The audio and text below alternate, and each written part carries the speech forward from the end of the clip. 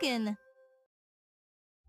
In a small seaside town, where the mornings smelled of salt and the evenings of warm bread, there lived an old baker. He lived alone, spoke little, but each evening, just as the sun dipped low and the breeze softened, he followed a quiet ritual.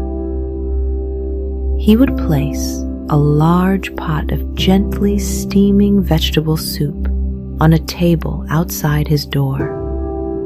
Beside it, he laid out a neat stack of bowls, a ladle, and a handwritten note that read, "If you're hungry, take a bowl. May your heart leave full." He never stood by the table. He didn't ask questions or expect gratitude. He simply returned to his oven and stirred his dough, humming softly as loaves turned golden in the fading light. Some days, the soup was taken by a tired mother with a baby on her back. Other times, by a fisherman who'd returned empty-handed. Often, it was children, muddy feet, windswept hair, who came laughing and left full. The soup was always enough. One rainy evening, as clouds pressed low and the streets emptied early, a small boy approached the table.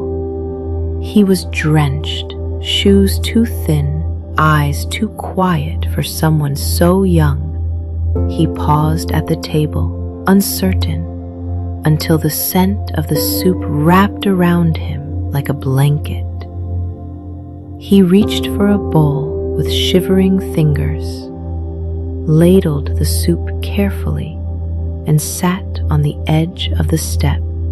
Steam rose as he took his first sip, and for the first time in days, his shoulders dropped, his breath slowed, and something small and warm began to settle in his chest.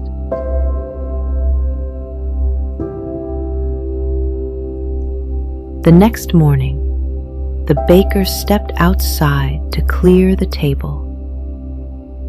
There were the empty bowls, and beside them, a tiny paper boat, folded neatly, placed gently. No name, no message, just a quiet offering. The baker held the little boat in his hand and smiled. That evening, he made a little more soup than usual.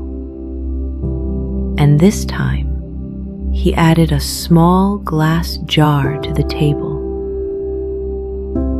A label on it read, "Leave a bit of joy if you wish."